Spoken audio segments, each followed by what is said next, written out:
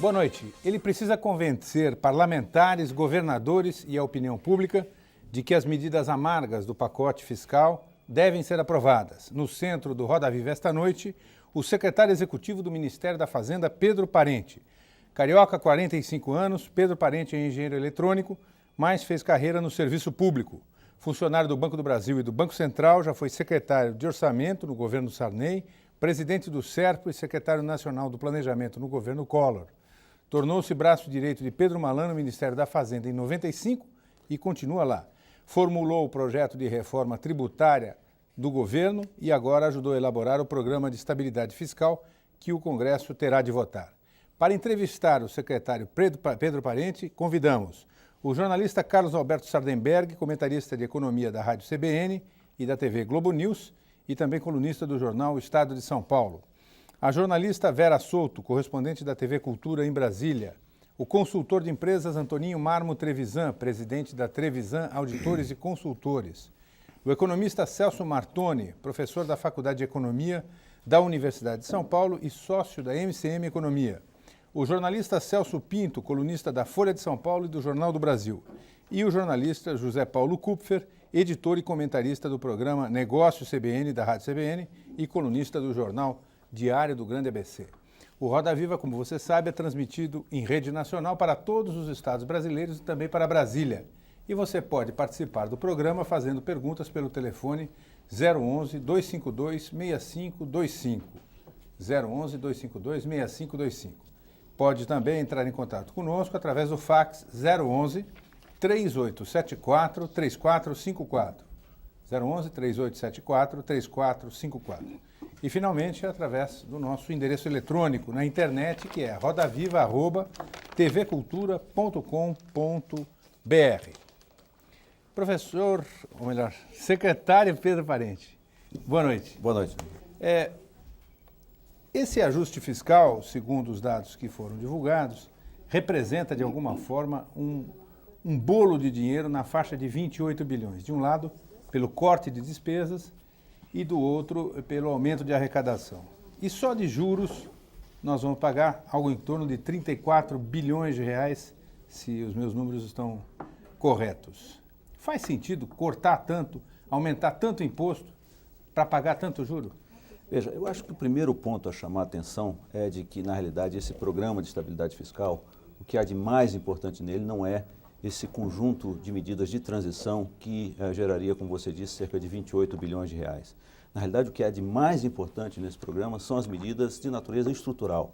É aquilo que nós estamos chamando de uma verdadeira mudança do regime fiscal. Nós poderíamos aí elencar várias medidas, mas o que é fundamental e que eu acho que é muito importante ter presente, porque isto é que diferencia este programa de estabilidade fiscal de qualquer outro que tenha sido feito, é exatamente a sua componente estrutural, essa que vai nos permitir reduzir o déficit público de maneira permanente.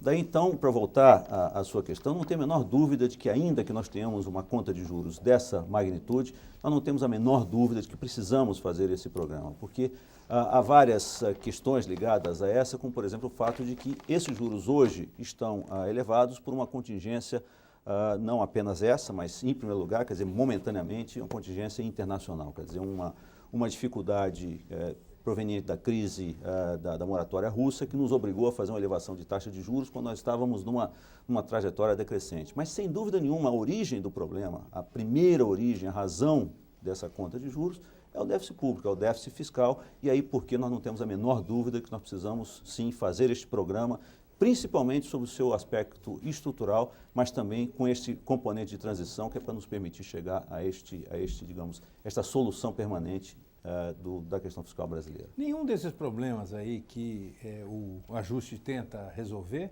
é recente, né? O problema da Previdência não é recente. A questão das despesas do governo gastar mais do que arrecada, isso não é recente. São casos antigos. Por que é que o governo não agiu antes? Não, em primeiro lugar, acho que tem uma certa injustiça nisso que você está dizendo.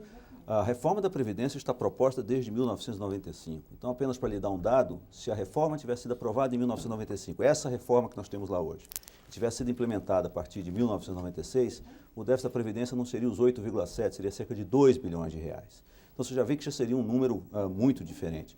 Agora, a realidade é que nós temos inúmeras dificuldades, nós temos a questão fundamental de que mudou o padrão de financiamento do déficit público no Brasil com o fim da inflação. Antes a gente financiava, que os governos financiavam com a inflação, isso mudou e o que aconteceu foi que com o fim da inflação se percebeu exatamente a componente estrutural desse déficit e isso é que está sendo atacado agora. Secretário, se não conseguiu aprovar durante 4 anos, na verdade está proposto há 5 anos, por que poderia aprovar agora? Na sua opinião, qual seria o componente político novo que poderia facilitar a aprovação? Bom, em primeiro lugar, o simples fato de que já andou um bocado. Quer dizer, nós estamos aí precisando possivelmente de uma última sessão da Câmara dos Deputados para aprovar essa reforma. São 3 destaques que precisam ser aprovados. Mas depois tem também o fato de que nós estamos vivendo, nesse último período de 4 anos, a terceira crise internacional. Quer dizer, eu acho que isso deve dizer alguma coisa. Percebemos uma certa sensibilidade dos políticos, principalmente aqueles que apoiam o governo, em relação ao fato de que é necessário tomar providências que, de uma vez por todas, eliminem essa sombra que existe sobre a economia brasileira derivada da situação fiscal. Por isso, nós achamos que dessa vez aprova. Secretário, bom, como ocorreu outras vezes, toda vez que o governo apresenta um elenco de medidas desse, um pacote, a coisa vai daqui, vai dali, negocia e acaba passando, pelo menos, o essencial. Então, suponha que esse programa também vai acabar passando. A pergunta que eu faço é a seguinte, quer dizer, pensando pelo lado de dar certo, quer dizer, então passou todo o programa, passa a reforma da Previdência, aprova-se o pacote todo, e o resultado não pode acabar sendo pior, porque o senhor está numa economia que já vem bem devagar, já faz tempo. Além disso, o senhor vai colocar mais impostos, menos gastos do governo, vai obrigar os estados também a fazer algum tipo de contenção. Então, o senhor não está parando uma economia que já está parada? Quer dizer, no caso de dar tudo certo, não vai acabar saindo, sei lá, ou muito custoso, ou até mais, enfim, uma situação mais complicada do que hoje? Eu acho que nós temos aí duas respostas à sua pergunta. Em primeiro lugar, é dizer que a questão fiscal, ela precisa ser resolvida independentemente da crise. Quer dizer, os problemas que nós estamos vivendo, como já disse, são problemas de natureza estrutural. A Previdência caminha para, digamos, uma completa inviabilidade, insolvência. Que a gente olha a trajetória dos déficits a cada ano, realmente é um caminho de insolvência. Portanto, esses problemas que estão aí têm que ser resolvidos, independentemente da gente estar vivendo uma situação de crise. Agora, há um outro aspecto fundamental também, que é dizer o seguinte: o que aconteceria na ausência dessas medidas? Qual seria a consequência, ou qual seria o desenvolvimento da economia do país se essas medidas não tivessem sido adotadas? E nós não temos a menor dúvida de que as consequências seriam muito mais graves. Quer dizer, aqui a alternativa não é de fazer o pior, a alternativa é de fazer uma coisa que, no nosso modo de ver, será mais suave possivelmente. Secretário, coloque-se na nossa posição de quem está analisando nos últimos anos, talvez nas últimas décadas, todo mundo está aqui, uma série de pacotes. Naturalmente que o tom que o senhor dá, ouvindo, e se eu tivesse numa sala de aula, eu concordaria plenamente com o senhor. Mas, na prática, o que se tem verificado é que, desde o início da década de 70, todos os pacotes econômicos que os governos têm apresentado, eles têm 2 variáveis. Eles colocam um discurso para equilibrar o déficit e, junto com isso, eles propõem um aumento de receita e uma diminuição de despesa. Na prática, o que se verifica, e se verificou nos últimos 5 anos, é que quando você mistura aumento de receita através de impostos com uma proposta de redução de despesa, o que acaba ficando é o aumento da receita. E o pior é que todas as vezes que tem aumento de impostos, o déficit, que na verdade anteriormente era menor, se torna crônico. Nós verificamos isso nos últimos anos, nos últimos 5 anos, exatamente no momento em que o senhor propôs aumentar os impostos e diminuir as despesas. O que acabou acontecendo foi, o tiro saiu pela culatra, ou seja, o déficit aumentou. A pergunta que fica é, rigorosamente verificado, provado, é que não se pode anunciar aumento de receita para se equilibrar o déficit. E neste pacote, o governo insiste nessa prática. Parece que tem uma série de pessoas, deputados, senadores, que muito querendo gastar, eles não suportam o fato de ter imposto novo e eles saem consumindo mais despesas. O resumo da ópera é, sistematicamente, desde 94 para cá, quando o senhor propôs aumentar impostos e diminuir despesas, O senhor aumentou impostos e o déficit aumentou. O senhor não acha que nós vamos cair na mesma armadilha agora? Não, eu acho que não, por uma razão simples. Em primeiro lugar, nós temos que olhar a componente da despesa pública. Quer dizer, se nós olharmos os gastos públicos, tirando as despesas de juros, nós vamos olhar que 75% desse gasto, em torno de 75%, é pessoal em cargos sociais, benefícios previdenciários e transferências para estados e municípios. São gastos, veja, pessoal em cargos sociais, o governo federal não dá aumento desde o primeiro ano, tá certo? Benefícios previdenciários têm o seu aumento determinado pela Constituição. E transferências para estados e municípios também é constitucional. Quer dizer, nos resta cerca de 25%, que é onde exatamente o governo pode trabalhar. Onde é que eu quero chegar? Exatamente ao fato de que ou fazemos as mudanças de natureza estrutural ou este comportamento continua. Não é possível reduzir gastos do governo federal sobre 75% desse montante se você não fizer reformas estruturais. Então, este é o ponto-chave. Se você pega os 25% que restam, você tem uma conta aí, que, enfim, vamos falar de números grossos, de 37 a 40 bilhões de reais, o governo está fazendo uma redução aí da ordem de 8,7 bilhões de reais, evidente, sobre o orçamento proposto ao Congresso Nacional. Portanto, veja, é uma redução de gastos, mas temos que lembrar que este é o componente que pode diferenciar a ação do governo, ou seja, é nesse componente que ele pode fazer investimentos, é nesse componente que ele pode melhorar o atendimento social à população, e é sobre este que nós temos que fazer os cortes de gastos, porque nos outros não podemos fazer. Mas, secretário, o que é que garante à população, aos congressistas, que daqui a um ano os senhores não vão estar no Congresso pedindo mais uma vez paciência e cooperação para se aprovar um plano de ajuste? Porque do pacote 51, que a meta era de economia de 20 bilhões de reais, conseguiu-se chegar a que resultado neste ano? Veja, a primeira parte da sua pergunta, se nós aprovarmos um conjunto de medidas de natureza estrutural e essas medidas transitórias ou permitirem a transição no tamanho adequado, então a nossa convicção é de que nós não vamos estar nem daqui a um ano, nem daqui a 2 anos, nem daqui a 3 anos. Mas se fizermos o serviço parcial, quer dizer, se a coisa ficar pela metade, aí sim teremos o prolongamento de uma situação que não é desejável a ninguém. Portanto, a resposta nossa é: tudo vai depender da ação ou da implementação que pudermos dar a este conjunto de medidas que estão aí propostas. E também é importante chamar a atenção, não houve discordância, eu pelo menos não vi qualquer discordância com relação ao diagnóstico que foi feito da situação estrutural. Há sim muito questionamento com relação às medidas transitórias ou às medidas da transição. Então, nesse sentido, eu acho que nós podemos até discutir. Agora, sob o ponto de vista estrutural, não houve questionamento, e daí porque eu acho que se aprova, no tamanho que está aí colocado, um programa com essas dimensões e com essas características, nós não vamos estar daqui a um ano, nem 2, nem 3, voltando a discutir o assunto, coisa que eu também acho que é extremamente desagradável. Secretário, nessa questão toda, há normalmente uma grande confusão em relação aos itens, às rubricas, aos pontos que estão sendo envolvidos. Por exemplo, o senhor acabou de falar aqui do problema da Previdência, e o senhor citou um número relativo ao INSS.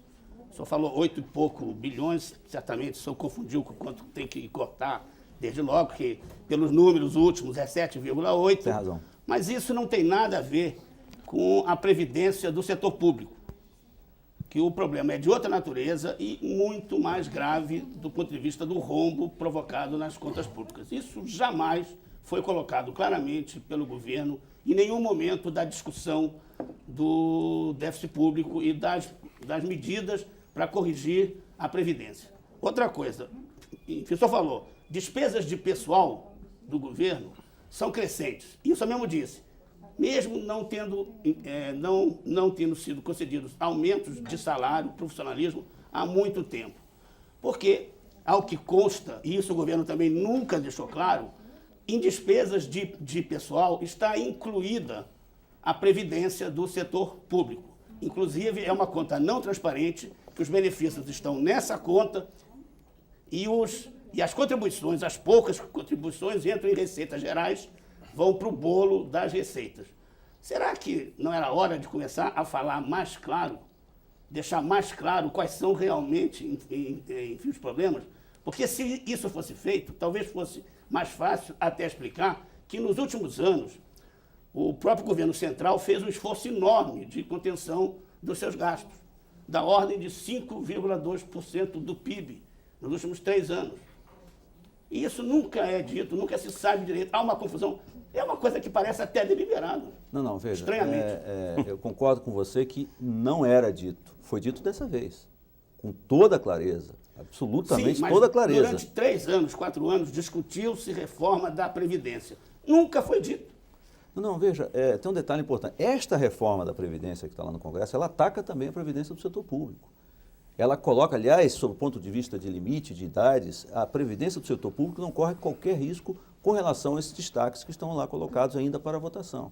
Então, primeiro ponto, não se falava, se falou agora com muita clareza. E você tem razão em chamar atenção sobre esse ponto, porque se nós olharmos os dados da Previdência do setor público, nós vamos ver que se gasta cerca de 40 bilhões de reais com benefícios no setor público para cerca de 3 milhões de beneficiários, enquanto que a Previdência do setor privado é cerca de 50 bilhões de reais para cerca de 18 milhões de beneficiários. Quer dizer, de fato, aí tem, e esse é um dos grandes problemas que foram apontados dessa vez com absoluta clareza e transparência. Não quero com isso deixar de reconhecer que nas vezes anteriores não se chamava a atenção com a ênfase necessária sobre esse aspecto. Agora, nunca se escondeu que a conta do governo federal é pessoal ativo e inativo. E sempre se disse, olha, a conta do inativo está aumentando. Isso foi dito. Agora, concordo contigo, poderia ter sido dito de uma forma mais expressa, mais enfática, para demonstrar exatamente. E tem outro detalhe, nós estamos aí falando de governo federal, de estados e de municípios. Quer dizer, há municípios com menos de 5 mil habitantes que estão montando o seu próprio sistema de previdência, o que evidentemente não tem viabilidade. Tá certo? Então, este é um problema, sem dúvida nenhuma, está na raiz dessas questões estruturais que nós estamos falando. Secretário, o senhor colocou que a gente não deveria enfatizar tanto a questão dos ajustes de curto prazo agora, que são transitórios, mas os ajustes estruturais. Eu gostaria que o senhor expandisse um pouco essa ideia. Eu imagino que os ajustes estruturais, da forma como eles estão colocados hoje, são de 3 naturezas. A reforma da Previdência, essa que está no Congresso, a reforma administrativa, que também já está em vias de ser aprovada, a sua regulamentação, e uma coisa que não está muito clara ainda como vai funcionar, a chamada Lei de Responsabilidade Fiscal. A minha curiosidade é especialmente em relação à Lei de Responsabilidade Fiscal, quer dizer, de que maneira que isso poderia se tornar operacional, e segundo, qual é a agenda estrutural a seguir, porque nós temos ainda outras coisas. Tem a segunda reforma da Previdência, tem a reforma tributária, que é uma demanda forte do meio empresarial do país, e eventualmente outras coisas também. Quer dizer, o que me parece é que o documento que foi divulgado, do Plano de Estabilidade Fiscal, realmente é um documento, como o senhor diz, eu acho que muito preciso e muito franco, de certa maneira, tratando pela primeira vez, de uma maneira clara, certos problemas que eram meio omissos, né? Mas eu acho que ele peca por uma ênfase muito pequena ainda no aspecto das reformas estruturais. Quer dizer, como se o governo tivesse ainda titubeante nessa área, tá certo? Quer dizer, e deixando uma agenda em aberto para o futuro. Quando, na verdade, o programa é de 3 anos. Quer dizer, então eu imaginava que a agenda deveria estar muito bem definida nos próximos 3 anos, com cronogramas e compromissos muito mais firmes do que aquilo que aparece no pacote. Bom, veja, em primeiro lugar, para falar com relação à lei de responsabilidade fiscal, de fato, a coisa foi colocada ainda de uma forma, digamos, genérica ou geral, porque ela está em elaboração. Quer dizer, é uma lei que ela, quer dizer, o objetivo dela é muito ambicioso. Quer dizer, a intenção é você poder colocar princípios básicos, inclusive com, digamos, eu não gosto da palavra punição, mas quer dizer, com reações ao não cumprimento desses princípios, tá certo? Que vão, digamos, determinar ao governante federal, aos governantes estaduais e aos municipais certas regras que devem ser observadas com relação a resultados primários, em relação a endividamento e sempre deixando alguma margem, tá certo? Em primeiro lugar, levando em consideração ciclos econômicos, em segundo lugar, levando em consideração também a autonomia. Nós não podemos, via governo federal, estabelecer exatamente o que vai ser feito e nem seria adequado. Mas isso, de fato, ainda está em elaboração. Mas é ambicioso, há discussões muito intensas no âmbito do governo ainda com relação a esse assunto, portanto, o nosso cuidado foi não apressar uma matéria que é fundamental, é extremamente relevante e que essa pressa não levaria a lugar nenhum, porque terá que ser necessariamente muito bem discutido no Congresso Nacional. Então, sobre esse ponto de vista... Secretário, Diga, Celso. só para mudar um pouquinho de assunto, qual é a medida de sucesso do programa? Porque com essa taxa de juros que a gente está praticando hoje, quer dizer, tudo o que se vai arrecadar mais, por exemplo, com a CPMF, que, nas palavras do próprio governo, é um imposto muito ruim, cria distorções, um imposto de péssima qualidade, todo adicional dá para pagar um mês de juros. Evidentemente, é uma situação absolutamente insuportável do ponto de vista da taxa de juros. Qual é a medida do sucesso? Quer dizer, a projeção, a hipótese de trabalho que está embutida no programa de ajuste fiscal do governo é uma taxa de juros média de 22% no ano que vem, o que supõe que você vai ter uma taxa de juros de 30% ou mais durante um período muito longo. Quer dizer, isso é razoável? Quer dizer, quanto tempo a gente tem que imaginar que enfim, vamos ter que pagar esses juros como um ônus aí da falta de... Bom, Celso, em primeiro lugar, não há qualquer discordância com relação à avaliação de que essa taxa de juros ela é realmente quer dizer, completamente inviável a qualquer país, tá certo? Que tenha, digamos, a estabilidade monetária que nós temos e queremos caminhar para desenvolver plenamente o nosso potencial de crescimento. Quer dizer, tudo existe nesse país para que a gente possa avançar, mas o que realmente atrapalha, e todos concordamos, é a questão da taxa de juros. A questão, eu acho, é que nós estamos claramente numa briga de credibilidade, numa disputa de credibilidade, num quadro onde o que é fundamental é reafirmar a credibilidade na política econômica brasileira. E, nesse sentido, não é possível você dizer o seguinte, olha, a medida será quando você aprovar, quer dizer, a medida de sucesso será quando você aprovar tal medida. O que eu acho é que, a exemplo que nós já vimos fazendo nos últimos meses, nós temos que ir construindo essa credibilidade com fatores e eventos de sucesso que aí se espalham por um longo período. Mas é claro que existem fatores fundamentais. Reforma da Previdência é um deles, tá certo? A questão da CPMF, a aprovação das leis de regulamentação da reforma administrativa. Então, isso será construído numa sequência de eventos. Porque também não podemos jogar a sorte de um país num único evento, o que não faria o menor sentido. Secretário, essa credibilidade que o senhor fala é junto à banca internacional. Não, essa credibilidade... Porque não é junto à população. A população já demonstrou que tem credibilidade no governo, tanto que elegeu o presidente Fernando Henrique. Não, veja, a credibilidade que nós estamos tratando aí é uma credibilidade de longo prazo na nossa capacidade de sustentar a credibilidade junto ao mercado externo. Veja, não é junto à população eu quero chamar a atenção no seguinte, não é, digamos, dos mercados esse tipo de, quer dizer, dos mercados que se conhece, que é aquele de curto prazo, de bolsas, de operação de mesa, de bancos. FMI, G7. Não, nós estamos falando de mercados daqueles que são fundamentais para o país no médio e longo prazo, que são daqueles investidores. São aqueles que querem vir para o país, querem investir, ou aqueles que estão dentro do país e que querem aplicar o seu dinheiro aqui dentro e que precisam ter uma demonstração muito clara de que este país tem, digamos, estabilidade no médio e longo prazo e tem principalmente solvência fiscal no médio e longo prazo. Ou seja, tem a capacidade de pagar a sua dívida no médio e longo prazo, coisa que, como estamos hoje, não conseguimos demonstrar. Secretário, exatamente com essa taxa, eu só queria enfatizar esse ponto olhando do setor privado. Eu posso garantir ao senhor, eu sou auditor, eu posso garantir que 300 mil empresas médias e 2,5 milhões de micros e pequenas empresas, elas não têm nenhuma condição de continuar existindo a se manter essa taxa nesse patamar. E aí é que eu me pergunto, que credibilidade é essa que se busca se a se manter a taxa que nós estamos falando de 40%, que é uma taxa do governo, mas na prática, no setor privado, ela é de 80% e 90%. Quer dizer, rigorosamente, quem pretende emprestar algum dinheiro, e se emprestar, sabe que não vai receber. E quem toma, sabe que não vai pagar. Quer dizer, o senhor não acha que o senhor está jogando o país num caos, porque rigorosamente não há como sair, é como se você estivesse numa areia movediça, né? Eu estou me afundando, o senhor me diz que o senhor precisa ter, para ter credibilidade, o senhor tem que manter essa taxa de 40, 49, 80 no setor privado.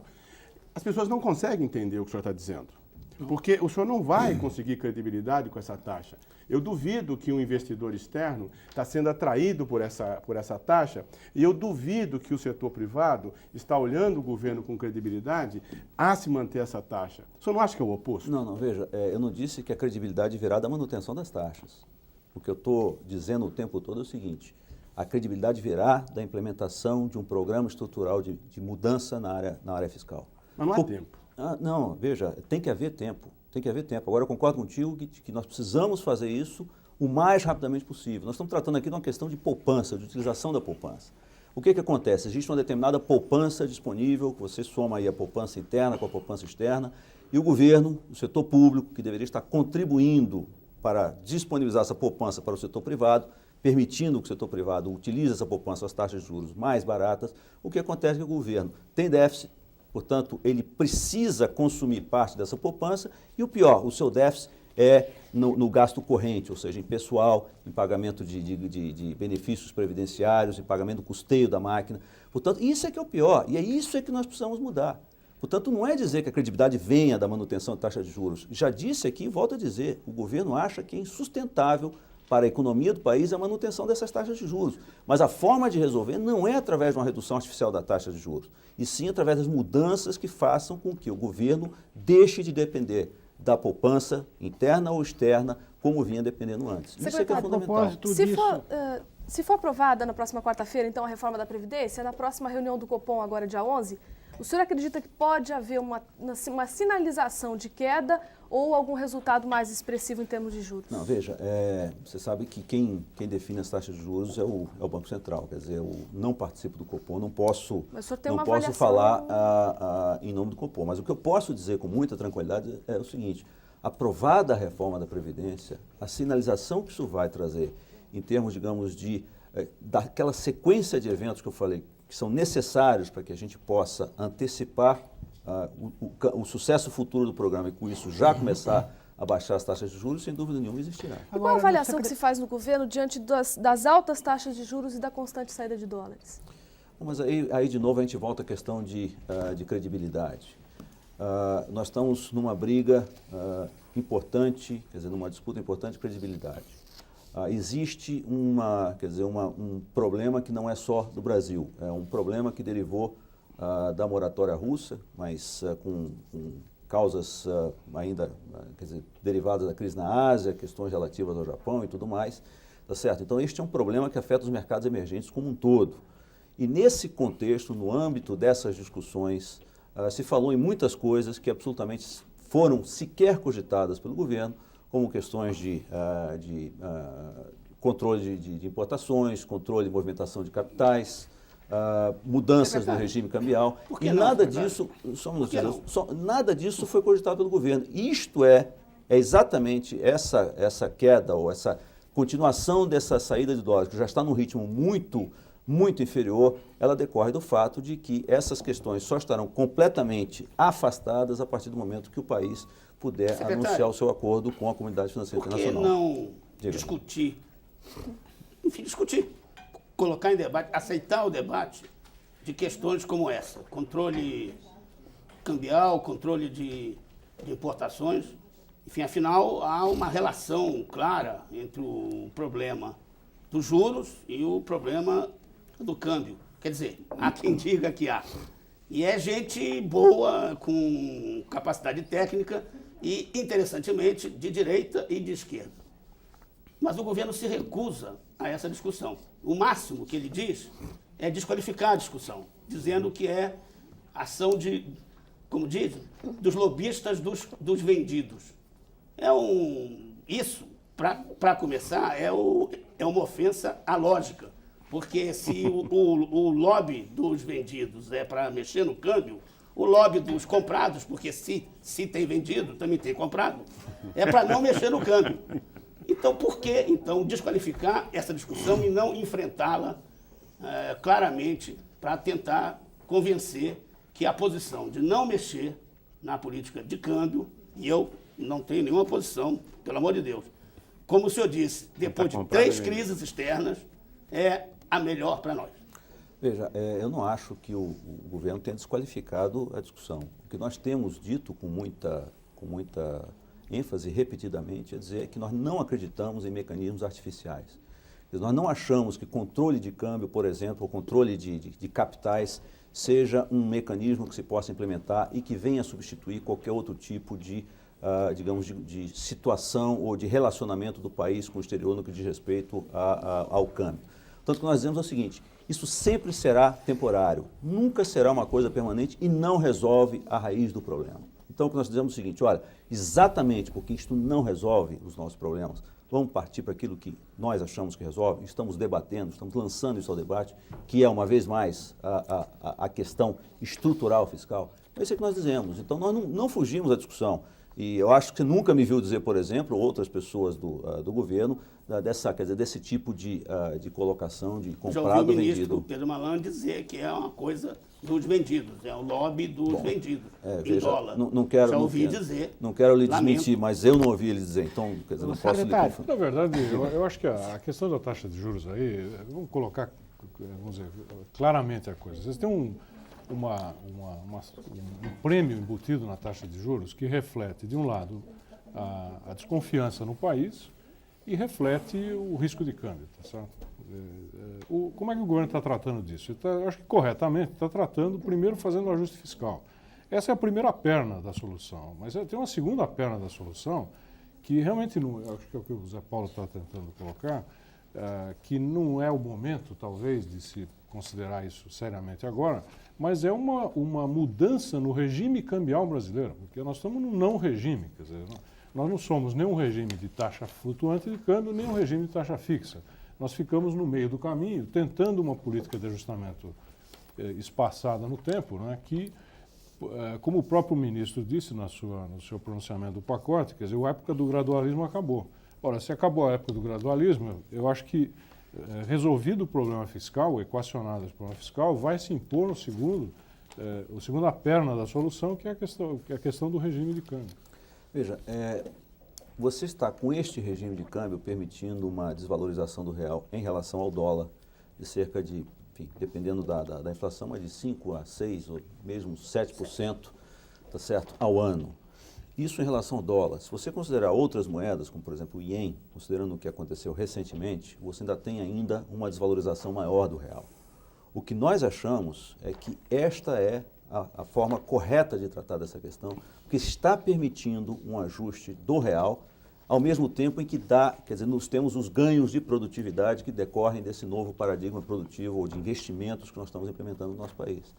Então, nós não temos dúvida, não se trata de dizer o seguinte, por enquanto, não é por enquanto. Este é o regime cambial que nós achamos adequado.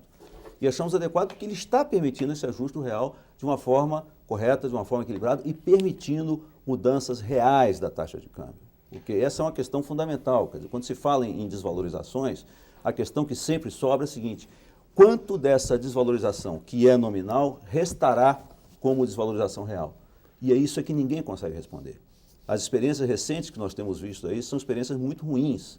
E nós, então, achamos que a forma de fazer essa desvalorização real do real é exatamente neste regime cambial que nós estamos utilizando, que nos parece que está permitindo esse ajuste ao longo do tempo de forma real. Mas nesse assunto ainda, secretário, a maioria, como colocou o Martoni, a maioria dos críticos, ou boa parte dos críticos, diz o seguinte, faz o ajuste fiscal porque precisa fazer, porque precisa equilibrar as contas públicas, porque há vários problemas que têm que ser resolvidos, como esse da Previdência, como a ineficiência geral do setor público, com crise ou sem crise, enfim, tem que fazer isso e resolver isso de algum modo. Agora, isso feito, aí você tem espaço para fazer mudanças no regime cambial. O senhor já disse que o nosso regime cambial é o mais correto, é esse mesmo que vai ficar, mas o senhor concorda que é verdade que é mais fácil mexer no regime de câmbio depois de feito o ajuste fiscal? Não, o que eu quero dizer é o seguinte, essas coisas não são alternativas. O ajuste fiscal estrutural é fundamental. Agora, o que nós sempre dizemos é o seguinte, se nós temos o ajuste fiscal em caráter estrutural e temos, quer dizer, os ganhos de produtividade, tá certo, num país que está no início de um ciclo de expansão, tá certo, que tem, quer dizer, uma grande parte da sua pauta de importações constituída por bens de capital, investimentos que estão incorporando tecnologia à nossa produção. Então, a combinação desses fatores é que nos faz crer, digamos, na sustentação dessa política cambial no longo prazo. Quer dizer, aí enfim, tendo feito o ajuste fiscal, contas públicas ajustadas, ganho de produtividade, aí mesmo é que não precisaria mexer no câmbio, é isso? Porque este regime está nos permitindo fazer o ajuste real da taxa de câmbio da forma que nós consideramos E adequada. agora, esse Agora, regime pode- também ele tem explicado por que a taxa de juros a cada crise externa Tem que vai ficar para a mais lua. alta. Portanto, um custo embutido nesse regime é absolutamente brutal do ponto de vista da economia real. O senhor concorda com isso? Não, veja, uma vez mais a gente volta à questão da poupança, Celso. Quer dizer, o que está acontecendo com o nosso país a cada crise externa? O que se verifica é que o governo é um consumidor de poupança, tá certo? E consome poupança para gastar, vamos chamar entre aspas, da forma ruim, com gastos correntes. Então, não só sobrevive a desconfiança, tá certo? Porque em vez de estar utilizando para investimentos, está utilizando para gastos correntes, como num quadro como esse, onde abruptamente cessam as fontes de poupança externa, é evidente que a gente tem um problema como esse que nós Sim, estamos mas, vivendo. secretário, são duas coisas que se somam, não se excluem. Uma é que você não tem poupança interna e está usando de forma errada para gastos correntes, através de um déficit público. Agora, a outra é o seguinte, nós estamos defendendo um regime de câmbio com juros altos. Se nós não defendêssemos o regime de câmbio, os juros não precisariam estar nas alturas. Outra coisa é discutir se o custo é maior ou menor, não defendendo. Agora, não há dúvida que é preciso botar o juro na lua a cada crise externa, porque nós estamos defendendo um regime cambial. Se nós deixássemos livre flutuação ou fixássemos inteiramente, como na Argentina, a taxa de juros seria dada por outros fatores. Você concorda com isso ou não? A questão que fica é aquela que nós tratamos no início do programa. Quer dizer, o que aconteceria com o país num caminho alternativo a esse? Que é uma questão muito difícil, tá certo? Porque é contrafato. Quer dizer, como é que você pode justificar ou dizer o seguinte, olha, a política é ruim, mas ela seria melhor ou seria pior do que aquilo que aconteceria não existindo a Agora, política? o custo de manter o regime cambial é a gente, a cada 12 meses, jogar os juros nas alturas e não conseguir baixá-lo de uma forma rápida Veja, e que permita o país crescer. Mas eu não concordo que você possa fazer essa discussão desconectada da questão fiscal.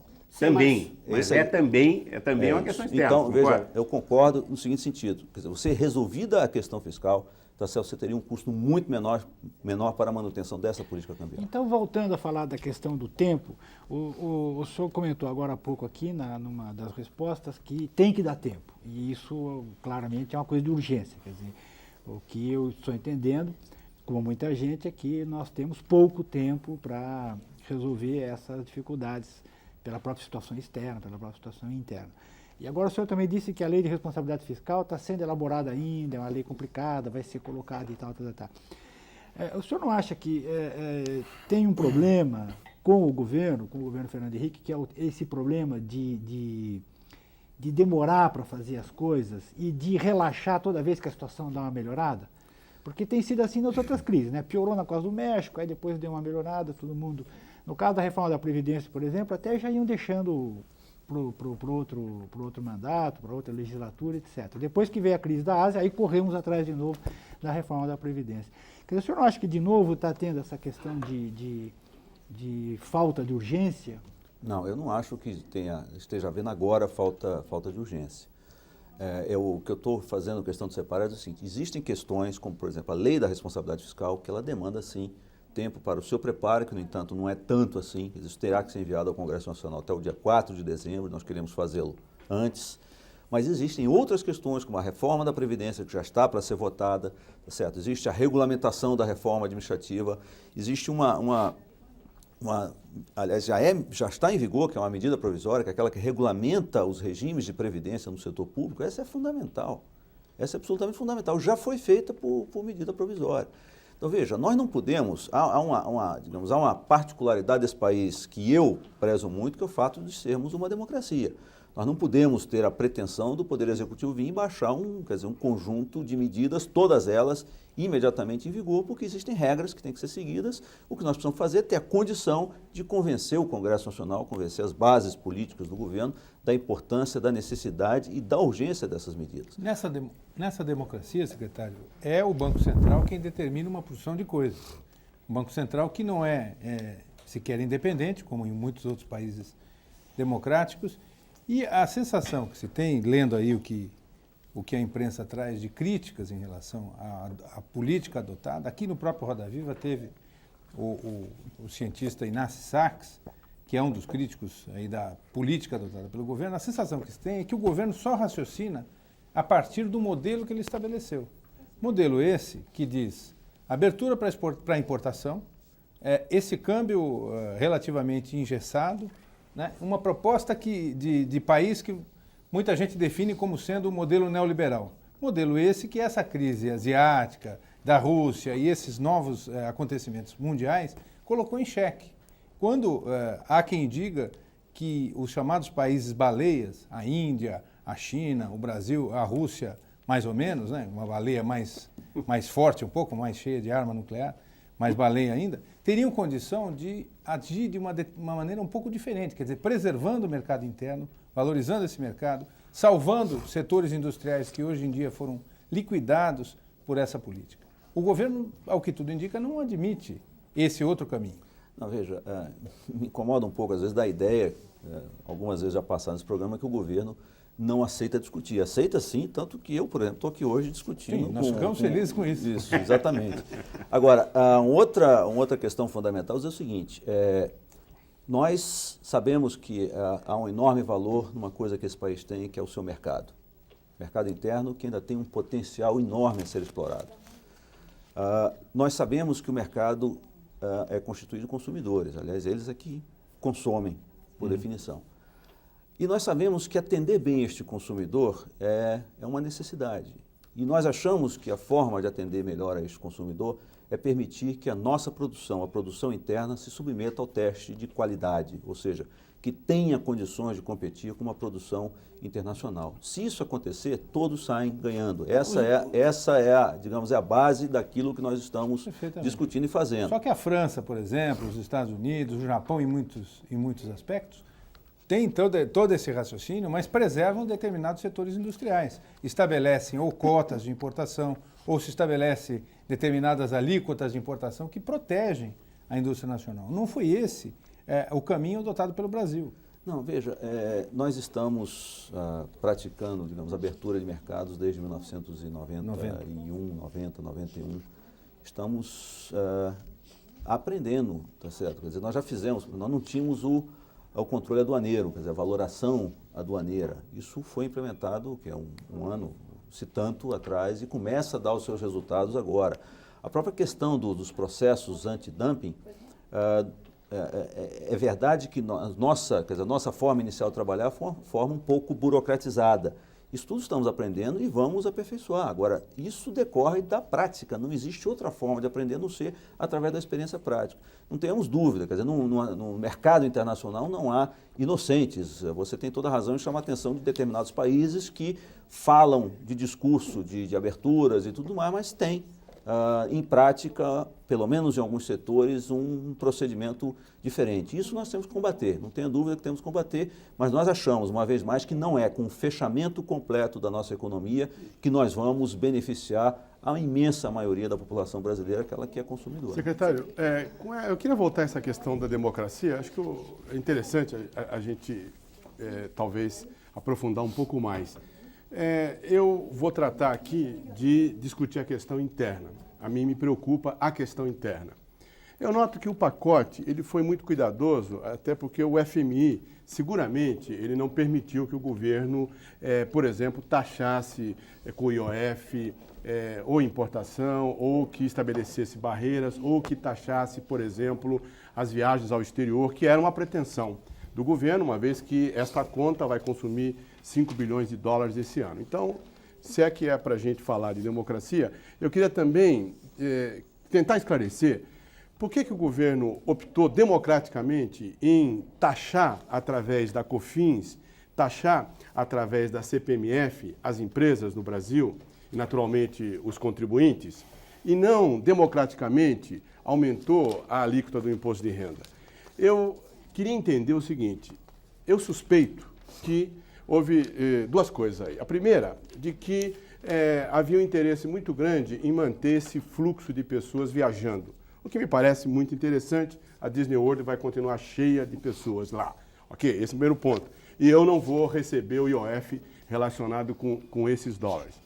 Com relação a por que o governo optou por taxar o faturamento e por que ele optou por taxar a movimentação financeira, eu acho que ele optou por conta do seguinte: as empresas vão fazer prejuízo, portanto não vai haver imposto de renda a ser pago, a ser arrecadado, e as pessoas físicas, porque vão perder o emprego e vão diminuir a renda, também não vão poder pagar imposto de renda.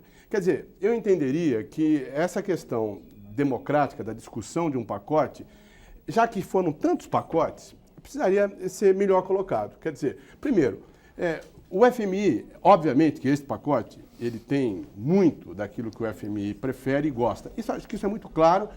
Os jornais norte-americanos, todos os dias, The New York Times, Washington Post, tratam o Financial Times. Aliás, eles tratam com muita clareza, né? Eles chamam de o pacote do FMI do Tesouro norte-americano. Eles tratam isso com muita clareza. Eu também não veria nenhum problema em tratar, para colocar os pingos nos is. Mas eu não me conformo, secretário, de que o governo insiste em ir buscar até a última gota das empresas e da pessoa física.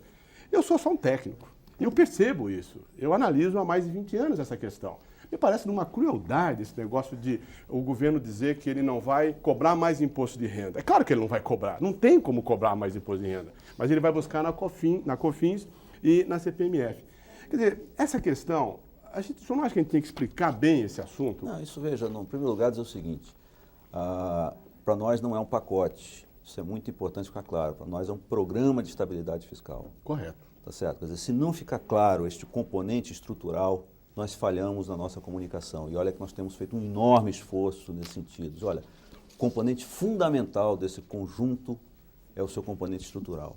Tá certo? Quer dizer, é um programa de estabilidade fiscal. Em segundo lugar, não houve discussão prévia com o Fundo Monetário de nenhuma das medidas. O que houve com o Fundo Monetário, e quem está dizendo isso é quem participou, quem liderou a missão, foi a discussão daquilo que nós chamamos de ponto de partida. Tá certo? É o seguinte, olha, qual é a situação fiscal hoje, tá certo? Sobre a qual deveremos ter mudanças estruturais e mudanças transitórias que nos permitam mudar este quadro fiscal.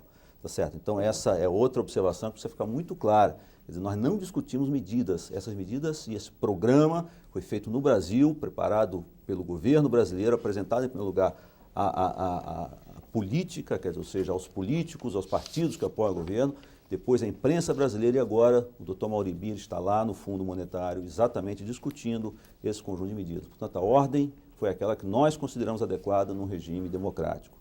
A segunda observação que eu queria fazer é a seguinte, em primeiro lugar, nós temos que lembrar um aspecto fundamental que muitas vezes é esquecido. Se nós precisamos, transitoriamente, para 1999, de 28 bilhões de reais, e esses 28 bilhões de reais, nós temos aí cerca de 8,7 corte de gastos, 3,5 provenientes das reformas estruturais, basicamente a reforma da Previdência, mais uns 2 a 3 bilhões de reais provenientes da redução do déficit da Previdência mediante pagamento de contribuições dos beneficiários, resta uma parte ainda bastante importante, enfim, os números me parecem 13 ou 14 bilhões de reais, que tem que ser proveniente de aumento de arrecadação. Se nós operarmos com o imposto de renda, para termos os 13 ou 14 bilhões de reais no governo federal, nós temos que taxar a sociedade dobrada, porque nós precisamos transferir metade para estados e municípios. Portanto, a rigor, o que nós estamos fazendo é uma forma de evitar taxar a sociedade adicionalmente aquilo que é efetivamente necessário, porque tanto o COFINS quanto a CPMF não se transfere para estados e municípios. Então, isso é um dado importante. Claro, um outro dado relevante, a COFINS, essa ampliação da COFINS, ela não pega nenhuma empresa que está no Simples, não pega nenhuma empresa que está no lucro presumido e pega parte das empresas que estão no lucro real, aquelas que pagam de imposto de renda um valor que é inferior a 1% do seu faturamento anual. Não me parece que seja uma coisa exagerada. Certo? Então, está dentro daquilo que disse o senhor presidente da República. Vamos tratar com essas medidas de cobrir brechas. Elevação de imposto para valer, atingindo toda a sociedade, sem dúvida nenhuma, é a CPMF e é um imposto. Mas, de qualquer forma, você só vai poder cobrar a partir de março, né? Bom, aí tem questões. Eu te confesso que eu não sou a melhor pessoa para discutir o lado jurídico, mas como se trata de uma emenda constitucional, se admite que essa emenda possa minorar um pouco essas questões relativas à noventena, chamada noventena, ou seja, aquele prazo de 90 dias que é necessário para entrar em vigor uma nova contribuição. Mas, como eu lhe disse, eu não posso lhe afirmar nada taxativamente com relação a essa questão. Secretário, mais de um. Nós vamos fazer um rápido intervalo aqui no Tiroteio. e voltamos daqui a alguns instantes com o segundo round. Ok.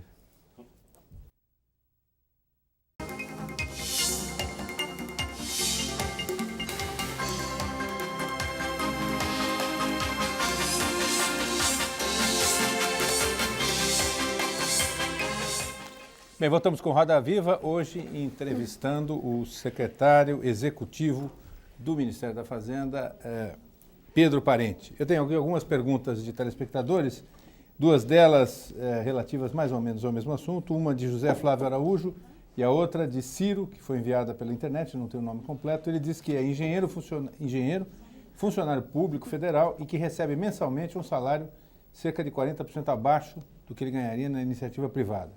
Os descontos do salário dele estão hoje em 30% dos rendimentos brutos.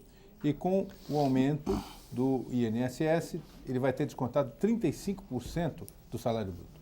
A pergunta dele, por que o aumento da arrecadação cai sempre em cima da classe assalariada e por que não aumentar a fiscalização nas empresas multinacionais que sonegam o imposto descaradamente e por que não taxar as grandes fortunas, que foi um tema que chegou a ser discutido e que acabou ficando fora do programa de ajuste? Bom, em primeiro lugar, para começar por essa última pergunta, a experiência internacional com relação ao imposto sobre grandes fortunas ela não é muito auspiciosa, não é muito favorável, não é um imposto arrecadatório. Não é um imposto que se possa pretender que com ele se substitua uma dessas medidas, porque na realidade o que nós estaríamos possivelmente promovendo seria fuga de capitais do país uma vez mais. Em segundo lugar, com relação às empresas que ele mencionou, as grandes empresas, eu já mencionei aqui a questão da COFINS, a elevação da COFINS em 1%, e o objetivo, um dos objetivos, naturalmente, é exatamente que empresas que hoje não estão pagando ou que pagam menos imposto de renda, elas possam também contribuir, portanto, atingindo parcialmente, ou pelo menos o que eu entendi, o objetivo que ele mencionou. Nós estamos trabalhando muito duramente para reduzir sonegação. Não é uma coisa simples, até porque ela decorre, um dos fatores é a complexidade do nosso sistema tributário. Portanto, é fundamental, isso nos ajuda a introduzir na nossa discussão a questão da reforma tributária, que é uma das reformas estruturais relevantes, ela é fundamental para que a gente possa reduzir a sonegação. Uma outra medida que está sendo adotada nesse sentido é a reestruturação da Secretaria da Receita Federal, que passa a ser agora um órgão à parte, ainda vinculado ao Ministério da Fazenda, mas com autonomia e com a possibilidade de se estabelecer um contrato de gestão com o responsável pela Receita Federal, que permitiria a ele, então, arrecadar de acordo com determinadas metas pré-estabelecidas. Ok, secretário, falando nisso, sonegação, COFINS, o senhor sabe quantas empresas realmente pagam a COFINS? Quantas empresas, normalmente grandes, contratam bons escritórios e ficam suspendendo esse negócio na justiça indefinidamente e não pagam COFINS? Quem paga, no caso, aí não é a classe média, mas é a classe média empresarial, e essa não tem condições de contratar bons escritórios para defender. 2, enfim, tem certeza que nós estamos combatendo duramente a sonegação? Eu conheço, se o senhor quiser, quando a gente sair daqui, eu digo para o senhor 10 empresários que sonegam historicamente. Aliás, eu e o mundo conhecem porque o nome deles sai nos jornais todo ano, por perto de março. E continuam aí, continuam com concessões de coisa pública, tipo televisão, e continuam aí, secretário. Quer dizer, quem vai acreditar numa balela dessa? Bom, veja, em primeiro lugar, se você me permitir encaminhar esses nomes à Receita Federal, eu quero sim que você me dê os nomes. Tá certo? Porque se eu escutar esses nomes, eu não tenho outra alternativa. Se você me disser os nomes, eu quero escutar, eu tenho que encaminhar imediatamente à Receita Federal. Agora, de novo, nós estamos aqui, e você tem razão, existe um número grande de empresas que recorrem à Justiça para questionar o pagamento de determinados impostos, e COFINS é um deles. Existem aí empresas importantes questionando o pagamento de COFINS. Não tenha dúvida que isso está acontecendo. Agora, nós precisamos diferenciar o que é questionamento legal de um imposto daquilo que é uma sonegação. Tá certo? Essas empresas, elas estão buscando, pelo caminho adequado, discutir com o governo o pagamento de determinado imposto. Se vamos ganhar ou não, só a Justiça... Eu não misturei, eu só quis dizer que, somando é um bom dinheiro que a gente poderia estar dúvida. arrecadando sem precisar Não tenha dúvida. taxar Concordo. mais uma vez todo mundo. Concordo integralmente. Acho que você tem razão nesse sentido. Se a gente pudesse evitar o questionamento judicial e a sonegação, sem dúvida nenhuma, nós estaríamos reduzindo ou nem precisando. Não pode evitar? Não, veja, é claro que o governo faz tudo o que ele pode, faz todo o esforço para poder evitar. Se ele dissesse que não está fazendo, então teríamos que demitir ou o ministro da Fazenda, ou o secretário executivo, ou o secretário da Receita Federal, porque não pode haver dúvida de que todo o esforço está sendo feito. Agora, existe o problema que eu já mencionei aqui da complexidade do nosso sistema tributário. Quer dizer, isso é um fator fundamental para evitar, não nem tanto a sonegação, mas também a sonegação, evitar o planejamento fiscal, evitar a corrupção, porque quando você tem uma legislação muito complexa, você tem um espaço para a corrupção. Então, isso tudo, sem dúvida nenhuma, isso tem que ser trabalhado para poder melhorar. Mas eu quero fazer a distinção entre a sonegação e, digamos, o questionamento judicial das medidas. Agora, eu queria só um minutinho, só para acrescentar um ponto. Veja que no conjunto das medidas que foram aqui encaminhadas, uma delas, que me parece bastante interessante, é aquela que diz respeito ao depósito judicial. Não há qualquer prejuízo para o demandante, aquele que vai à justiça. Não há qualquer modificação no relacionamento da justiça com as partes na disputa, ou seja, com o demandante e com o governo. Isso tudo permite, com a proposta que foi feita, se permite antecipar a arrecadação de impostos, evitando que a gente esteja Mas os onerando. tributaristas dizem que isso é um confisco. Não, que não é. não pode mexer num dinheiro que está em disputa, julgamento. né? É um confisco. Não é confisco pelo Dizem seguinte. mais, dizem que a volta desse dinheiro, se o demandante ganhar a causa, em certos casos, na maioria deles, só seria possível no próximo orçamento. Ou Não, seja, está errado, está absolutamente errada essa avaliação, porque nós estamos tratando de restituição de imposto. A restituição do imposto, ela entra diretamente debitada à conta da arrecadação do imposto. Quer dizer, nós aqui não precisamos de dotação orçamentária que é para a despesa. Esse caso é redução de receita. É o que já acontece hoje quando nós restituímos o imposto de renda da pessoa física. Nós não precisamos ter dotação orçamentária para restituir o imposto de renda da pessoa física. Isso não é uma despesa do governo. Isso é uma devolução de imposto, portanto, entra deduzindo na conta do imposto. mas quando está em pendência judicial, não é a mesma coisa. Não é. Veja, o texto do documento legal diz exatamente isso, que determinada pelo juiz, a devolução é ser feita independentemente de qualquer outra providência. Sabe qual é o problema que eu queria perguntar ao senhor? Porque o senhor está tão tranquilo. Por exemplo, no pacote 51, previa lá, eu até trouxe um negocinho velhinho, um monte de coisa engraçada, acho que não vai dar tempo da gente falar sobre ela, mas previa a demissão de 33, um número muito interessante, 33 mil, talvez 152, servidores não estáveis do governo. Aí foi se ver aquilo legalmente, até acho que foi o senhor que falou, não era possível legalmente, tinha um problema legal nessa história, e deixamos isso para lá. Será que, no caso desse depósito judicial e outros tantos, de repente vai se perceber que legalmente não era possível e vamos ficar novo sem essas Não parcelas? tem essa hipótese. Veja, está muito claro na medida legal, tá certo? Determinada pelo juiz a devolução desse recurso, a Caixa Econômica Federal, tal como faz hoje, imediatamente procede a devolução a débito da conta única do Tesouro Nacional no Banco Se o Central. governo usar um dinheiro que está sob pendência judicial e acrescentar a sua receita, o governo não pode estar usando um recurso ilusório que ele vai ter que abrir mão e engordar a receita de forma, vamos dizer, Fazer dívida, inapropriada? Não, veja, a questão que você coloca é o seguinte, uma pequena parte dos contribuintes questiona o seu pagamento de imposto. A maior parte desta pequena parte questiona legitimamente. Existe uma pequena parte que só questiona para protelar o pagamento, tá certo? A questão que você coloca é uma questão de justiça. É justo com aqueles que não questionam, que o seu recurso entra imediatamente à conta da Receita, aqueles que questionam não entra. Depois tem um detalhe adicional, esses depositantes, eles vão se beneficiar da medida também. Não é uma medida que beneficia somente o governo e não é uma medida que beneficia somente o conjunto da sociedade, porque ao fazer esse tipo de medida, nós estamos deixando de fazer uma outra medida de receita. Por isso é que nós achamos que ela é interessante.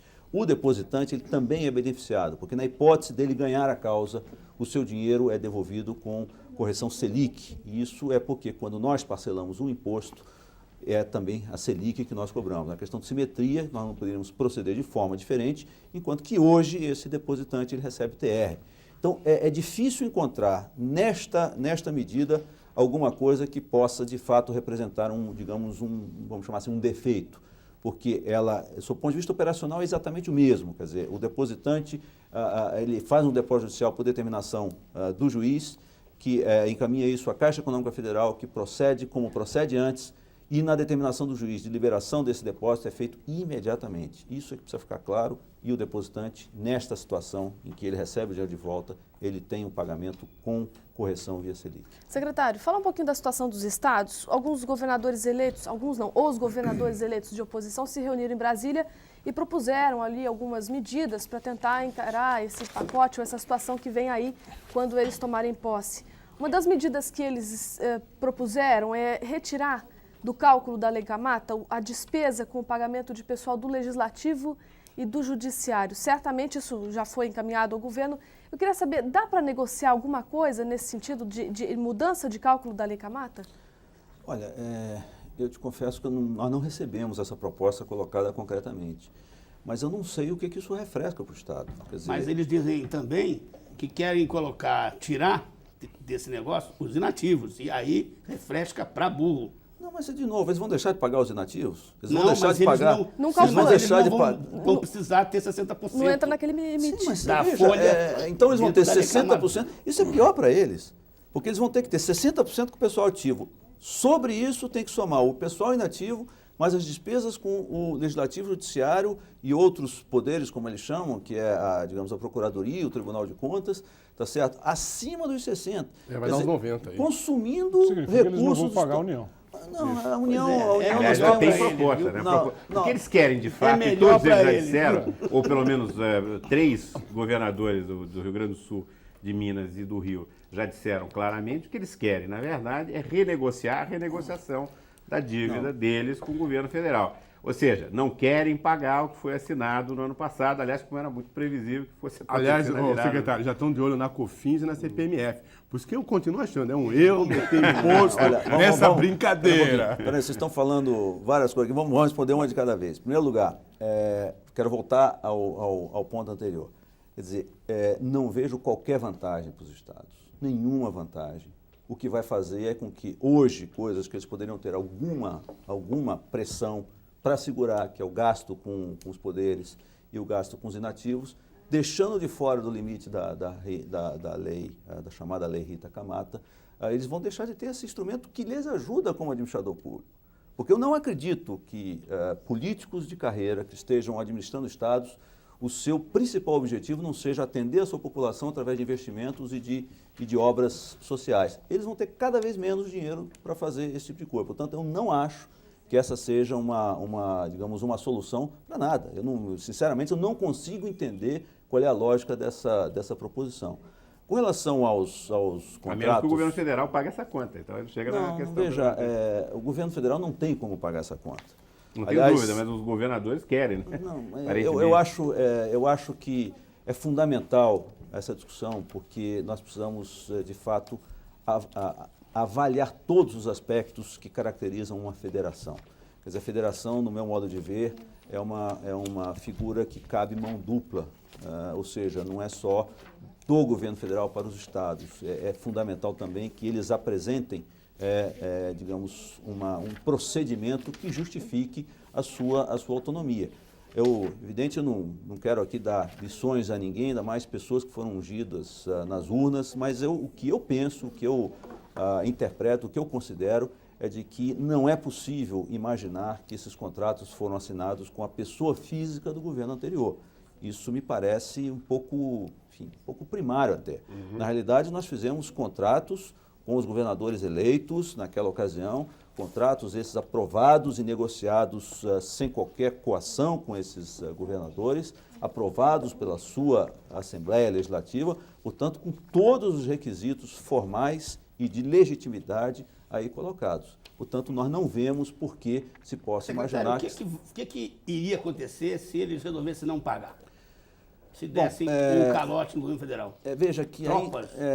não acho que Para chegaria... tirar o dinheiro, não, confisco? Não, veja, você tem nessas renegociações que foram feitas, há algumas questões, algumas particularidades que são interessantes a gente relembrar aqui.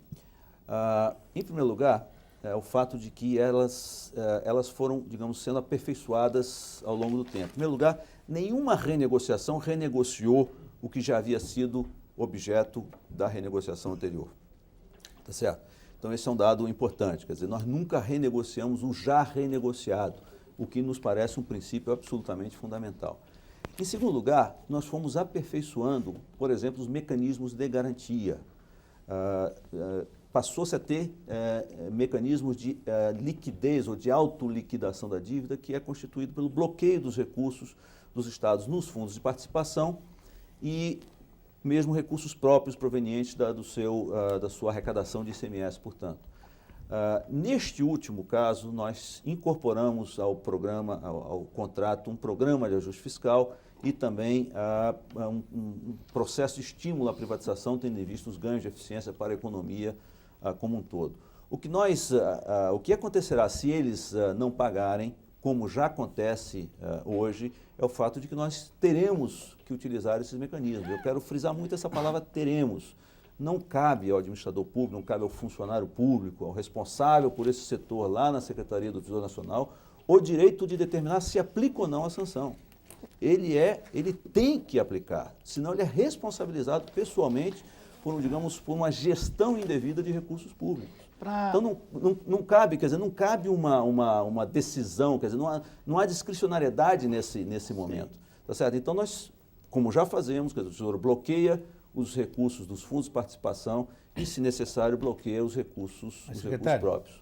O governo, vamos supor aqui que o senhor fosse o governador de Alagoas, o ex-prefeito da capital, Ronaldo Lessa, do PSB, que foi eleito e pegou lá um estado que gasta 92,6% da receita com o pessoal. Gastava mais, gastava 114%. Houve uma redução e hoje está em 92,6%. E que o senhor, como governador de Alagoas, visse que no pacote, no programa aí que o governo apresentou, há um aumento e uma prorrogação do Fundo de Estabilização Fiscal de aumento de 20% para 40%. O senhor não acha que o senhor ficaria meio chateado com isso? Eu ficaria chateado se eu não procurasse estudar a proposição com profundidade e verificasse exatamente do que se trata. O aumento de 20% para 40% que está se discutindo é sobre as vinculações de receitas federais.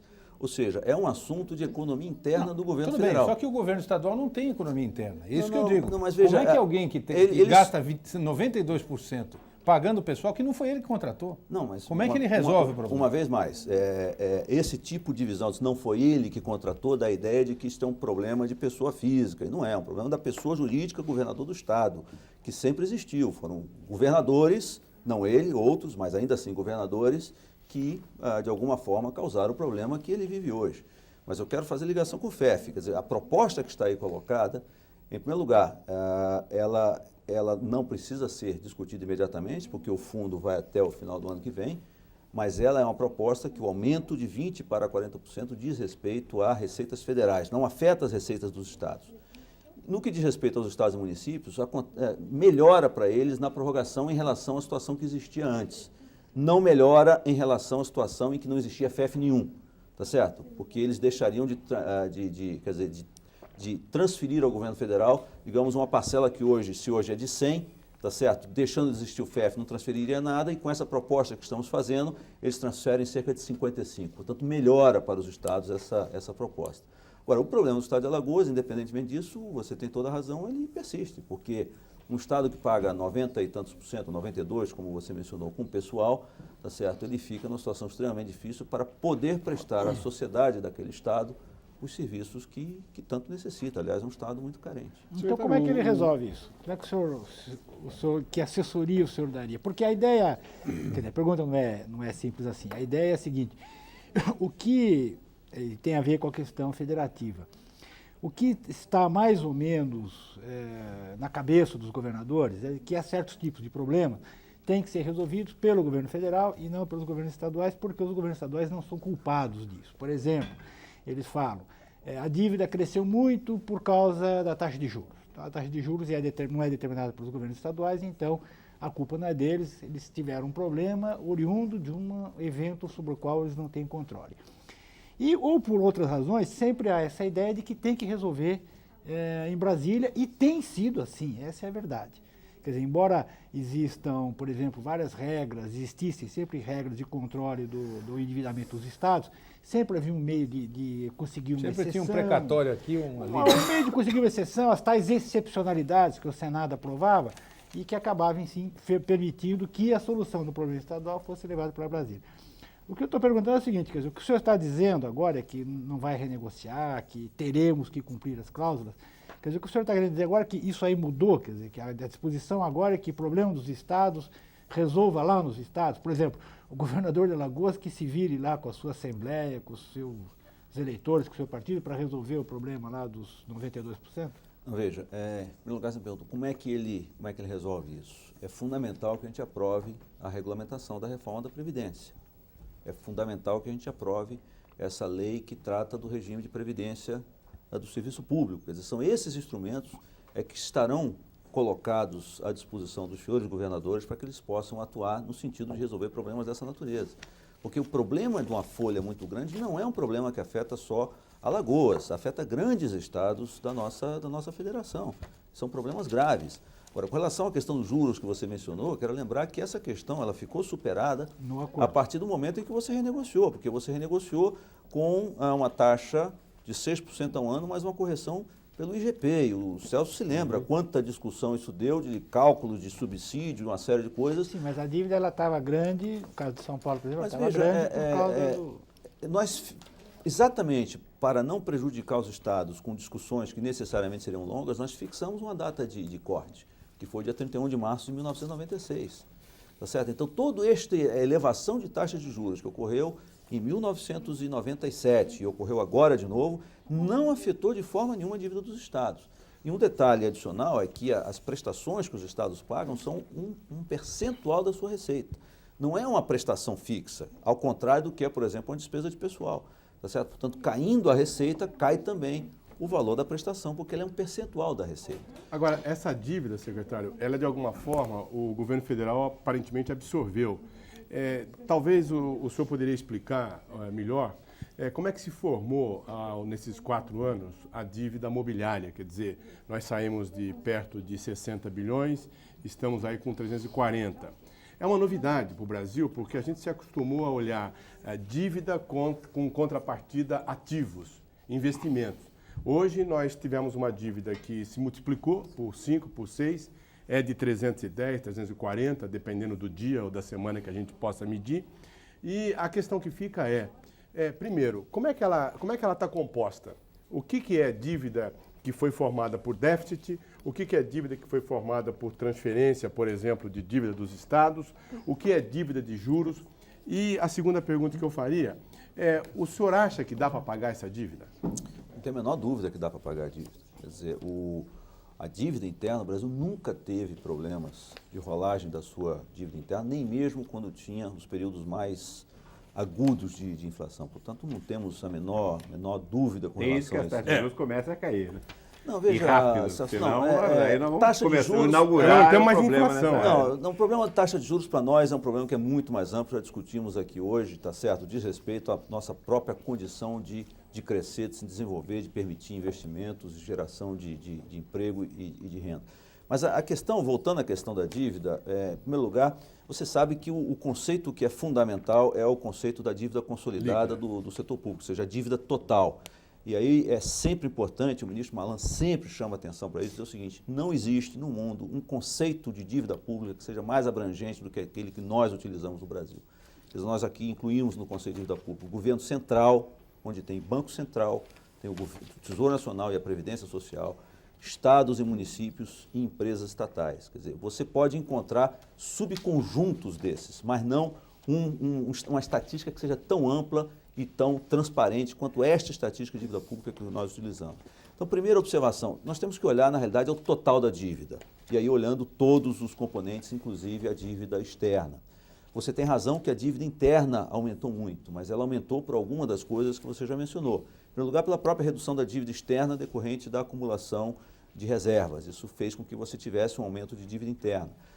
Um outro detalhe importante é o fato de que, nesse período, nós acumulamos, quer dizer, nós reconhecemos uma série de responsabilidades do governo, chamados esqueletos, dívidas que existem, mas que estavam, digamos, escondidas, que não eram registradas, não eram mencionadas, e aí nós temos várias a mencionar, a questão do FCVS, a questão dos débitos ruins do Banco do Brasil, que forçou o governo a fazer uma operação de capitalização, a operação de renegociação da dívida dos estados, que transferiu, você tem toda a razão, transferiu dívida mobiliária dos estados para o governo federal, e o déficit.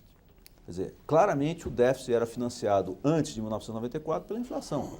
Agora passou a ser, depois do fim da inflação, a ser financiado por expansão de dívida.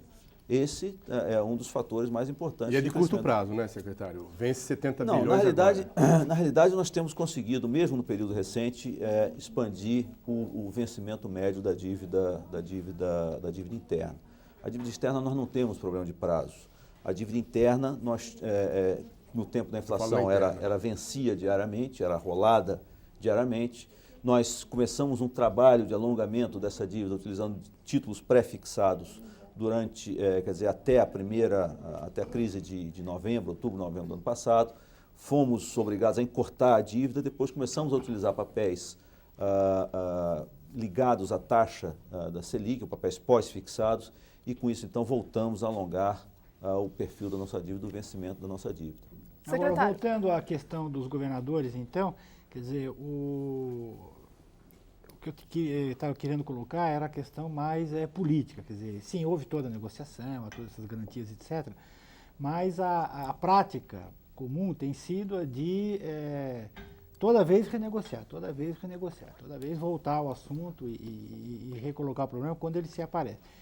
A pergunta que eu faço de novo, então, é essa, quer dizer, desta vez, qual é a ideia? Que mudou, que agora vai valer a federação, os estados têm que se resolver, etc. Veja, Sardenberg, eu não poderia dizer uma coisa diferente para você a partir do momento que o senhor presidente da República falou nisso e o senhor presidente do Congresso Nacional deu a sua opinião também. Esses contratos não podem ser renegociados. Isso foi expressão do senhor presidente da República e do senhor presidente do Congresso Nacional, com a qual eu concordo. Secretário, há 3 perguntas aqui, na mesma linha, de Roy Vivian, de Fausto Junqueira, de Poá, São Paulo, de Marcos Carvalho, contador de Santo André. Querem saber qual foi o resultado do pacote 51, sem contar o aumento de impostos? Bom, a questão é uma boa pergunta realmente, porque se nós olharmos o conjunto de medidas, aquelas que previam impacto fiscal, nós poderíamos chegar à conclusão, isso nós temos levantamentos, eu posso apresentar os levantamentos, não tem aqui comigo, mas eu posso apresentar, chegaremos à conclusão que este conjunto de medidas, incluindo o aumento de impostos, mas também corte de gastos, eles foram, na sua maior parte, implementados. Tem a questão já levantada da demissão... Deixa eu dar uma ajuda ao senhor aqui, se permitir. Extinção de 70 mil cargos efetivos civis vagos no Poder Executivo Federal. Foi feito? Foi feito. Limitação ao provimento de novos cargos públicos civis no Poder Executivo Federal a 1/3 do total das aposentadorias concedidas e demais vacâncias. Foi feito e agora passamos para 1/6. Vedação da concessão para ocupante de cargos em comissão ou função de confiança quando no seu exercício de adicional de serviço extraordinário. Foi feito também para o Poder Executivo. Não, veja, o que eu queria chegar ao ponto é o seguinte. A questão que se coloca é exatamente essa. Se essas medidas, a maior parte delas, não todas, e a demissão, você mencionou, não foi feita, se elas de fato forem implementadas, o que aconteceu? Quer dizer, o que aconteceu é que a situação de partida era pior do que se imaginava. E nós tivemos também, quer dizer, portanto, um conjunto de medidas que deveria produzir um resultado fiscal, não produziu porque a partida, quer dizer, o ponto de partida era muito pior do que aquele que se imaginava, lembrando que quando nós trabalhamos com os dados consolidados do setor público, ou seja, não apenas o governo federal, mas incluindo estados e municípios e empresas estatais nós temos uma defasagem de 3 meses, pelo menos, quer dizer, 2 a 3 meses. Então, o que se verificou no final do ano, que foi um déficit muito acima do esperado, e eu quero confessar com muita tranquilidade que também nos surpreendemos, para nós foi sim uma coisa inesperada, foi decorrente também de uma utilização muito grande de recursos de privatização por parte dos estados para outras finalidades que não o pagamento de dívidas. Mas aqui eu quero fazer uma ressalva.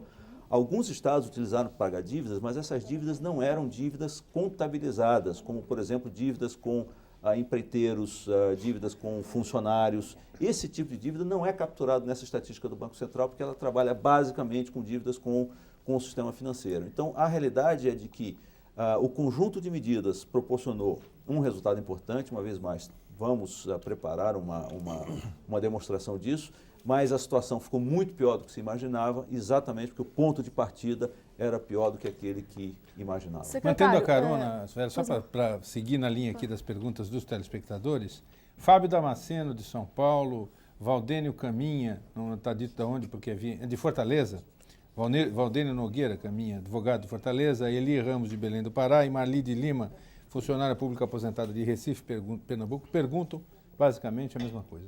Por que é que o pacote não vai atingir os militares? Em primeiro lugar, eu diria o seguinte, não se pode afirmar que esse conjunto de medidas, eu interpreto que a pergunta... Quando se trata da questão, basicamente, da Previdência. Isso, quer dizer, o conjunto da Previdência, o problema básico é que houve uma mudança constitucional recente que determinou a criação de um novo regime para os militares, e neste novo regime estará contemplada exatamente a constituição de um sistema de previdência que observe os princípios constitucionais de equilíbrio financeiro e atuarial. Até que, enquanto isso não acontecer, não mexe Até nada. porque você hoje tem um novo mandamento constitucional que você não pode operar sobre o regime anterior, que, aliás, é um regime extremamente complexo, regulado por uma centena de leis ou mais de uma centena de leis. Então, um detalhe importante é dizer exatamente o seguinte, que quando da apresentação, que está em estudo, está em preparação, está em trabalho, desta lei, naturalmente está sendo, a proposta inicial virá da área militar, essa questão do seu sistema de previdência, ela terá que estar adequadamente tratada, porque este comando constitucional determina que os sistemas de previdência, mesmo os do serviço público, têm que ter um equilíbrio atuarial e financeiro. Ok, secretário. Quer dizer, eles vão pagar.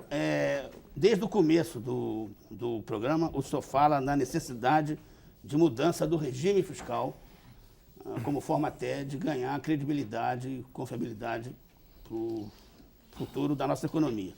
Bom, enfim, levando em conta que CPMF e COFINS são anti-regime fiscal, eu queria perguntar para o senhor, no tempo está terminando, a sua reforma tributária, quando é que vai baixar lá no Congresso? Quando a gente vai no Congresso, perguntar o que tem aí, não tem nada. Tem um substitutivo todo remendado do deputado Mussa Demes e não tem mais nada. Fora de lá, consistente, tem a proposta FIP, tá certo? Que é uma proposta que não sei se foi, parece que foi até contemplada na sua minuta. Bom, eu estive aqui o ano passado com o senhor mesmo e a discussão era sobre a sua proposta de reforma tributária. Aí hoje eu voltei aqui, busquei lá no site do próprio Ministério e está lá a mesminha proposta, até com as coisas que já foram vencidas. Eu sei, só vai dizer, tem um item aqui que diz que as coisas podem mudar, não sei o quê. Enfim, quando é que esse negócio vai chegar lá? Bom, eu acho boa a pergunta, até porque me dá a oportunidade de fazer um esclarecimento com a observação inicial, é de que essa proposta ela não é minha, quer dizer, ela parte de um conjunto de ideias, é uma proposta do Ministério da Fazenda. Está escrito Pedro Parente aqui em cima, ó. Não, veja só, a apresentação... Vai ver que o senhor assumiu o negócio. Não. A apresentação feita pelo secretário executivo do Ministério da Fazenda, Pedro Parente, na Câmara dos Deputados. Comissão especial. Agora, se você continuar lendo, você vai perceber que tem um parágrafo que diz aí, é uma proposta técnica do Ministério da Fazenda, baseada Discussões internas já sabe de cor. Tá Continua lendo, discussões internas baseadas em ideias preparadas pelo secretário Everardo Maciel. Exatamente. Primeiro parágrafo. Bom, Mas para continuar, acho fundamental a pergunta, e eu quero esclarecer, aproveitar para esclarecer, que para nós esta proposta de reforma tributária, e ela está colocada no programa de estabilidade fiscal, ela é fundamental exatamente pelos problemas que mencionamos anteriormente. Quando que ela vai chegar lá, secretário? Quando que ela vai entrar em discussão, pelo menos? Deixa eu concluir a resposta. Estou ficando nervoso, o tempo está terminando. Bom, então vamos começar pelo fim para você ficar mais tranquilo. Ela deve estar encaminhada ao Congresso Nacional ainda no mês de novembro. O que nós estamos fazendo agora... Formalmente. O que nós estamos fazendo é permitir exatamente um espaço para discussão com os estados, com alguns secretários de Fazenda, para permitir que a gente possa, adaptando as ideias que estão aí colocadas, evitar as restrições iniciais que apontavam problemas ligados ao federalismo em decorrência de uma concentração da arrecadação no âmbito do governo federal. Portanto, o que nós fizemos e estamos fazendo é essa discussão e pretendemos apresentar uma proposta que vai preservar integralmente os pontos básicos, aqueles que nós consideramos fundamentais, e vai procurar também reduzir ou mesmo eliminar as resistências iniciais dos estados em relação a essa proposta. Secretário, sobre o acordo Brasil-FMI, tem gente no governo que diz que seriam necessários 50 bilhões de dólares para financiar o déficit em conta corrente no ano que vem, que seria o período estimado para resgatar a confiança dos investidores. Quais são as possibilidades dos recursos liberados pelo fundo serem superiores aos 30 bilhões que tem sido comentado? Veja, eu acho que o ponto de partida da questão, se me permite, é errado, tá certo? Porque sendo um programa preventivo, é um programa que está sendo desenhado para um país que não tem uma insuficiência corrente de reservas, o cálculo do valor desse programa não pode partir exatamente de dizer, olha, falta tanto hoje, temos que pagar tanto no futuro. Não é este o caso. O que nós estamos aí é exatamente preparando um programa preventivo, um programa que tem que lidar com a questão de credibilidade, confiança de mercado e, portanto, o cálculo, como eu disse, não é esse. Pode ser superior ou não? Não, veja, essa discussão está em andamento, quer dizer, exatamente por ser uma coisa nova, ela está sendo construída a cada etapa, portanto, não há o que dizer de valor, mas eu queria deixar registrado que não é, quer dizer, não é dessa forma que é calculado, não existe uma equaçãozinha simples como aquelas que ocorreram nos países asiáticos, por exemplo, que estavam completamente exauridos em suas reservas e que permitiu, então, que eles fizessem esses cálculos. Secretário, nosso tempo acabou. Antes de encerrar aqui o programa, eu informo que todas as perguntas, e foram muitas, serão encaminhadas ao senhor, para a eventualidade do senhor ter interesse de responder diretamente para as pessoas que fizeram as questões. E gostaria de dizer que eu sinceramente espero que a tranquilidade que o senhor tem e a certeza que o senhor tem no caminho adotado pelo Brasil seja efetivamente comprovada na prática. Não porque acho que esse seja mais correto ou menos correto, mas porque acho que o Brasil precisa acertar. E as dúvidas são inúmeras, não só aqui da gente, da bancada, mas dos telespectadores. Há questionamentos importantes em relação a esse programa, mas eu honestamente espero, para o bem do Brasil, que essa sua tranquilidade se comprove na vida real, porque se isso não acontecer, a situação vai se complicar muito, evidentemente. Obrigado pela presença do senhor aqui, dos nossos participantes debatedores, de você que está aí em casa, e até a próxima segunda-feira, sempre às 10h30 da noite, com mais um Roda Viva. Uma boa noite, uma boa semana e até lá.